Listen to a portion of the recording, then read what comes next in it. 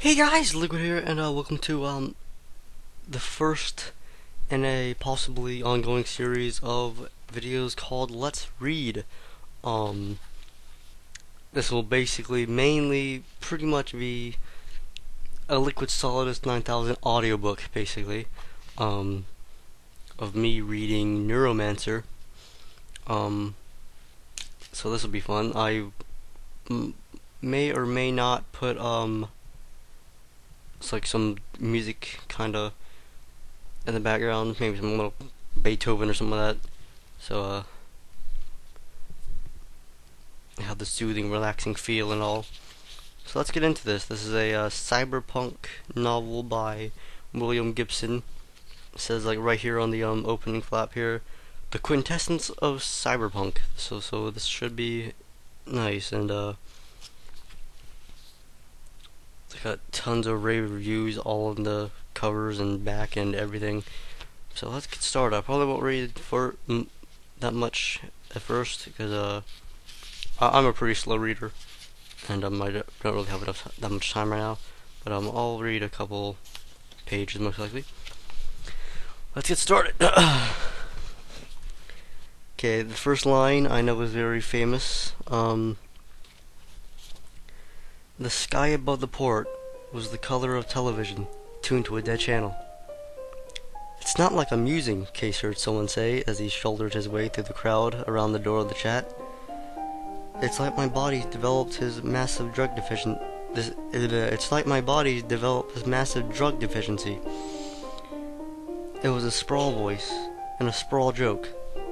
The Chatsubo was a bar for professional expatriates.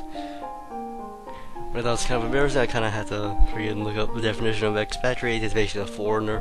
Okay, just to make sure, I will try as my best to enunciate my words as clearly as possible.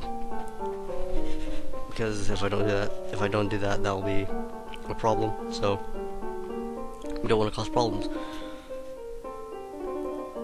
The Chatsubo was a bar for professional expatriates. You could drink there for a week and never hear two words in Japanese. Rats was tending bar, his prosthetic arm jerking monotonously as he filled a tray of glasses with draft Kirin. He saw Case and smiled. His teeth a webwork of East European steel and brown decay.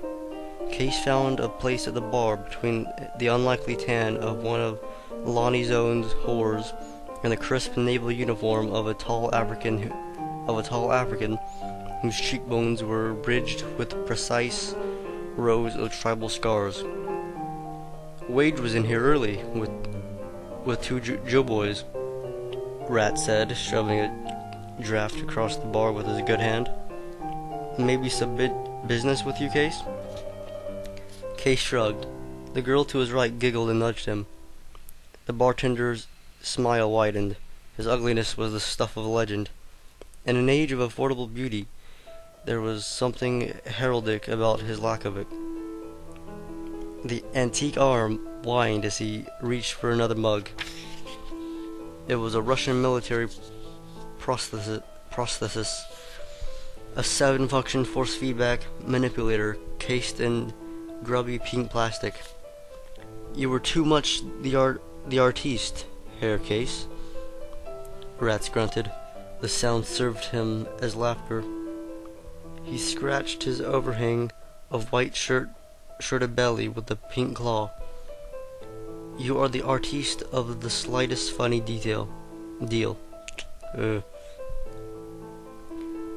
Sure, Case said, and sipped his beer. Somebody's gotta be funny around here. Sure the fuck isn't you. The whore's giggle went up in an octave. Isn't you either, sister, so you vanish, okay? Zone, he's a close personal friend of mine. She looked Case in the eye and made the softest possible spitting sound, her lips barely moving, but she left. Jesus, Case said. What kind of creep joint you running here? A man can't have a drink? Ha, Rat said, swabbing the scarred wood with a rag. Zone shows a percentage. You I let work here for entertainment value. There's dogs barking outside, that's not good. As Case was picking up his beer, one of those strange instants of silence descended, and though 100 unrelated conversations had simultaneously arrived at the same pause. Then the hoarse giggle rang out, tinged with a certain hysteria. Rats grunted. An angel passed. The Chinese, bellowed a drunken Australian. Chinese bloody invented nerve splicing.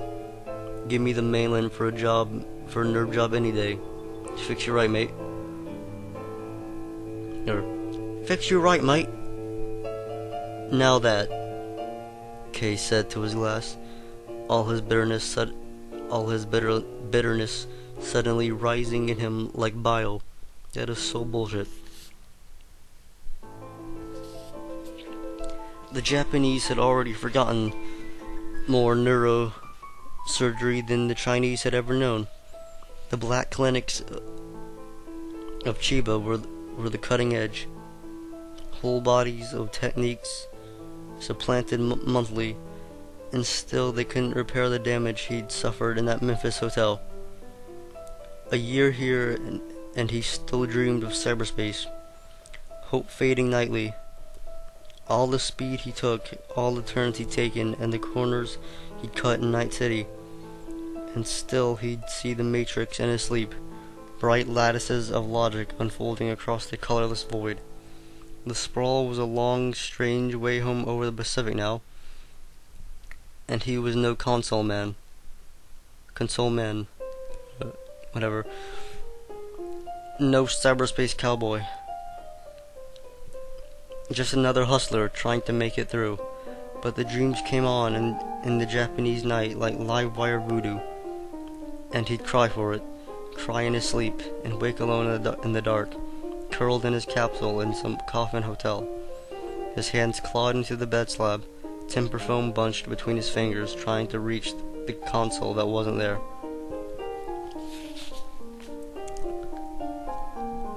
I saw your girl last night, Rat said, passing Case his second Kirin. I don't have one, he said, and drink. Miss Linda Lee. Case shook his head. No girl, nothing, only biz, friend artiste. Dedication to commerce. The bartender's small brown eyes were nested deep in wrinkled flesh. I think I liked you better with her. You laughed more. Now, some night, you may get too artistic and wind up in the clinic tanks, spare parts. You're breaking my heart, Rats. He finished his beer, paid and left. High narrow shoulders hunched beneath the rain-stained khaki nylon of his windbreaker. Threading his way through the Ninsei crowds, he could smell his own stale sweat. Case was 24. At 22, he'd been a cowboy, a rustler, one of the best. A cowboy, a rustler, one of the best in the sprawl. He'd been trained by the best, by McCoy Polly and Bobby Quine, legend in the biz. He'd operated on an almost permanent adrenaline high, a byproduct of youth and proficiency, jacked into a custom cyberspace deck that projected his disembodied consciousness into the consensual hallucination that was the Matrix. A thief, he'd worked for other, wealthier thieves, employers who'd provided the exotic software required to penetrate the bright walls of corporate systems, opening windows into rich fields of data. He'd made the classic mistake, the one he'd sworn he'd never make. He stole from his employers. He kept something for himself and tried to move it through a fence in Amsterdam. He still wasn't sure how he'd been discovered, not that it mattered now. He'd expected to die then, but they only smiled. Of course he was welcome, they told him. Well, welcome to the money. And he was gonna need it, because, still smiling, they were going to make sure he never worked again. They damaged his nervous system with a wartime Russian mycotoxin. Strapped to a bed in the Memphis hotel, his talent burning out micron by micron, he hallucinated for 30 hours. The damage was minute, subtle, and utterly effective. For Case, who'd lived for the bodiless exultation of cyberspace, it was the fall. In the bars he'd frequented as a cowboy hotshot, the elite stance involved a certain relaxed contempt for the flesh. The body was meat. Case fell into the prison of his own flesh.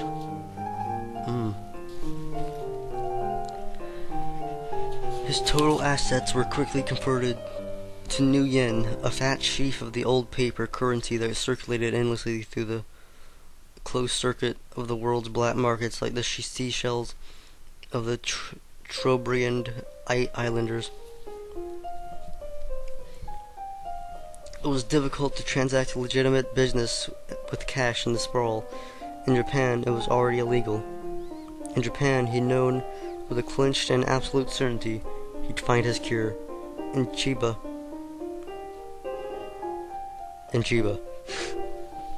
That's like its own sentence.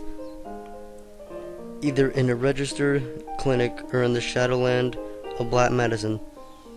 Synonymous with implants, nerve splicing, and microbionics, Chiba was a magnet for the sprawl's techno-criminal subcultures.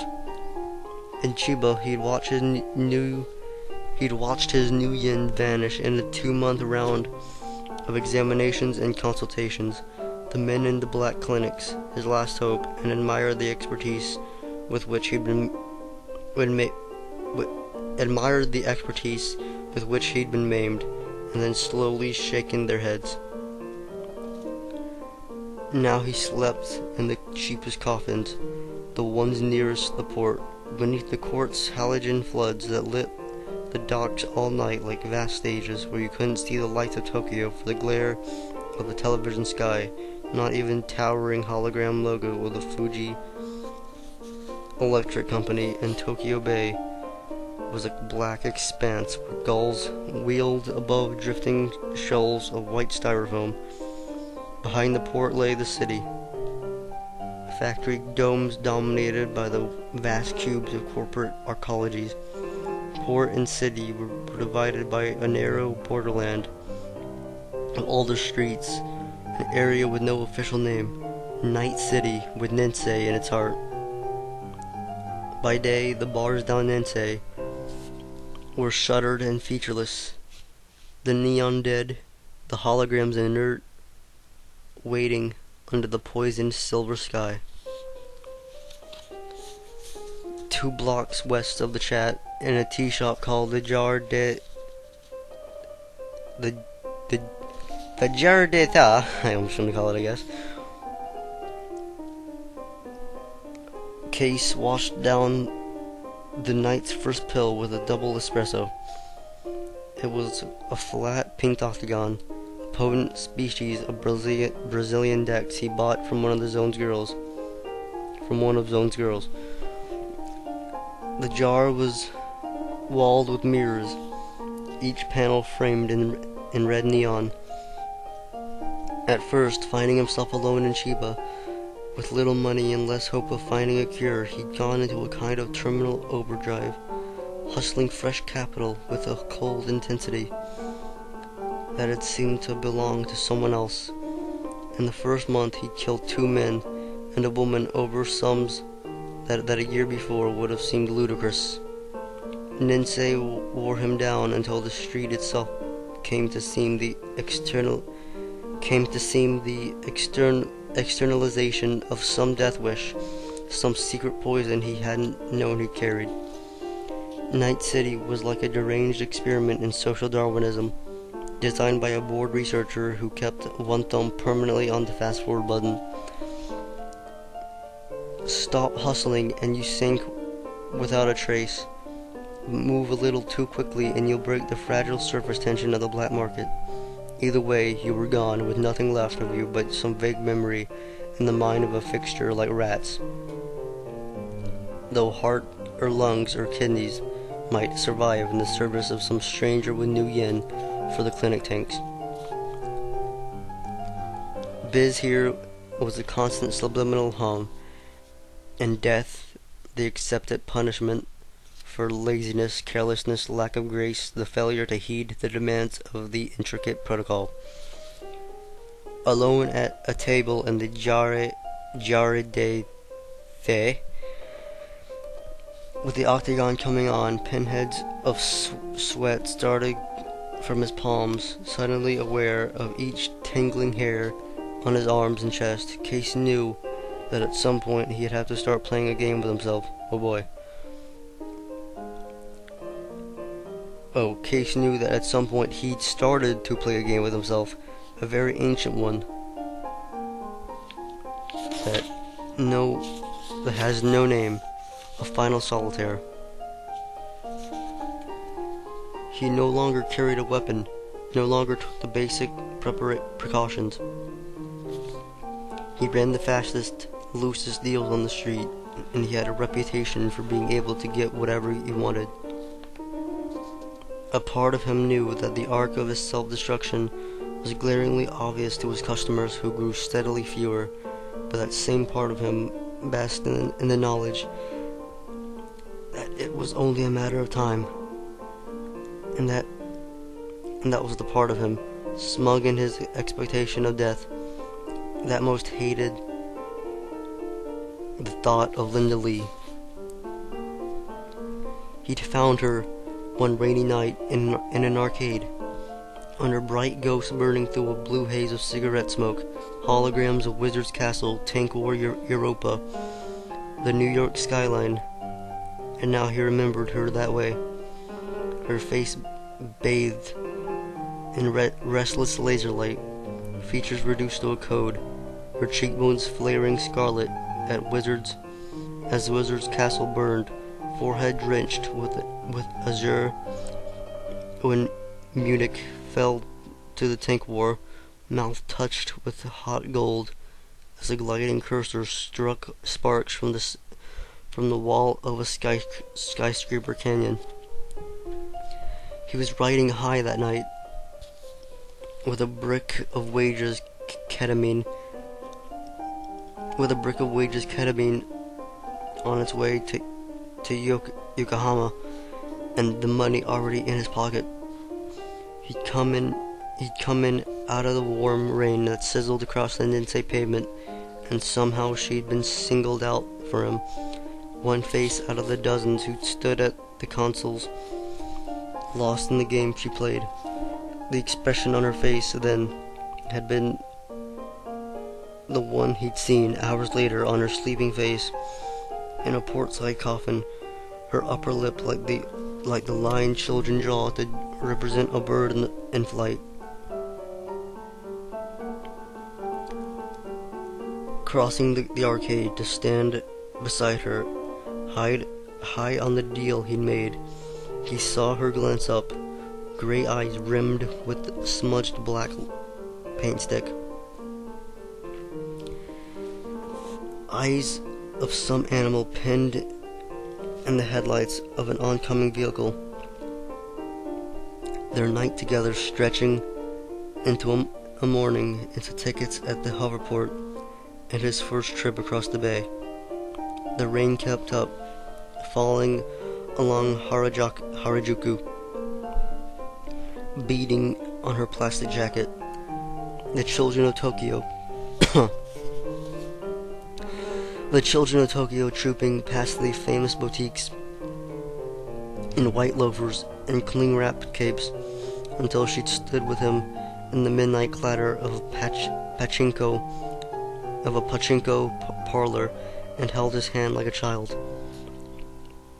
It took a month for the gestalt of drugs and tension, he moved through the turn through the it took a month for the gestalt of drugs and tension he moved through to turn those perpetually startled eyes into wells of reflexive need. He'd watched her personality fragment, calving like an iceberg, splinters drifting away. And finally he'd seen the raw need, the hungry armature of addiction. He'd watched her track the next hit with a concentration that reminded him of the mantises they sold in the stalls along Shiga. Beside tanks of blue mutant carp and crickets caged in bamboo.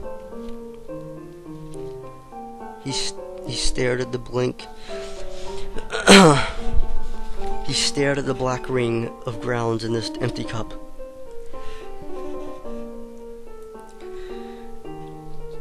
It was vibrating with the speed he'd taken. The brown laminate of the tabletop was dull with the patina of tiny scratches. With the decks mounting through his spine, he saw the countless random impacts required to create a surface like that. The jar was decorated in a dated, nameless style from the previous century, an uneasy blend of Japanese traditional and pale Milanese plastics. But everything seemed to wear a subtle film, as though the bad nerves of a million customers had somehow attacked the mirrors and the once glossy plastics, leaving each surface fogged with something that could be never wiped away. "Hey, Case, good buddy." Oh, "Hey, Case, good buddy." He looked up, met gray eyes ringed with paint stick. She was wearing faded French orbital fatigues and new white sneakers. "I've been looking for you, man." She took a seat opposite him, her elbows on the table. The sleeves of the blue zip suit had been ripped out at the shoulders.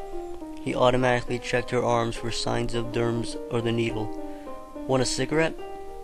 She dug a crumpled pack of Yehuan. There are a lot of words I do not know how to pronounce in this. I deeply apologize. I probably sound like a complete idiot. Yeheyuan.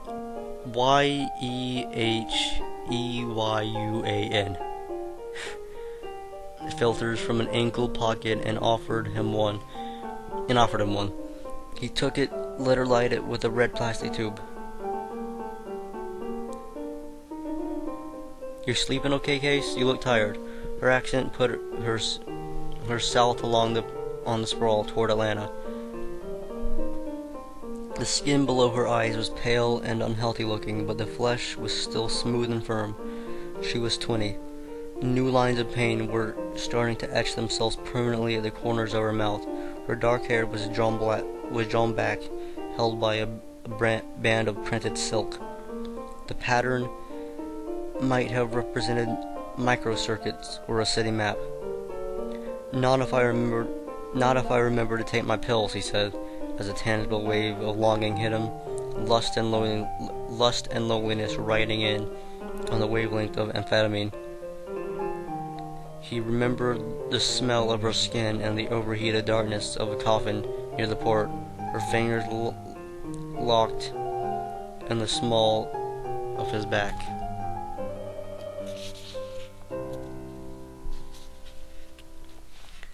All the meat, he thought, and all at once. "Wage," she said, narrowing her eyes. "He wants to see you with a hole in your face." She lit her own cigarette. "Who says? Rats? You been talking to rats?" "No, Mona. Her new squeeze is one of Wage's boys." "I don't owe him, though. He does me. He's out of the money anyway," he shrugged. "Too many people owe him now, Case. Maybe you get to be the example. You seriously better watch it." "Sure. How about you, Linda? You got anywhere to sleep?" "Sleep?" She shook her head. "Sure, Case." She shivered, hunched forward over the table. Her face was filmed with sweat. "Here," she said, and dug into the pocket of his windbreaker, coming up with a crumpled 50. He smoothed it automatically under the table, folded it in quarters, and passed it to her. "You need that, honey. You better give it to Wade." There was something in the gray eyes now that he couldn't read, something he'd never seen before. "I owe Wade a lot more than that. Take it. I got more coming," he lied, as he watched his new yen vanish into a zippered pocket. "You got your money case. You find Wage quick. Or you get your money case. You find Wage quick." "I'll see you, Linda," he said, getting up. "Sure." A millimeter of white showed beneath each of her pupils. "Senpaku." "You watch your Batman." He nodded, anxious to be gone. He looked back at the plastic door swung shut behind him, saw her eyes reflected in a cage of red neon. Now I think that's all actually all I'm gonna read for now. That's only 10 pages. Next time we'll kick off on Friday night on Ninsei. So far it's interesting. I obviously haven't really read that much so we can get an idea, but I can definitely tell how this is kind of considered the kind of like quintessence of cyberpunk. Like you got a lot of already having a lot of staples that are kind of like really cyberpunky and stuff. So it's really interesting. Hopefully my reading hasn't been too monotonous and boring and stuff. Hopefully you might have followed it along or something. I don't know. But yeah, hope you guys enjoyed. See you guys next time, I guess, on more Neuromancer. But until then, stay tuned for more Let's Play Resident Evil Code Veronica Blind, Metal Gear Metal Gear for the MSX, Snatcher Blind, and Batman Arkham Asylum. So, till next time, guys. Liquid out.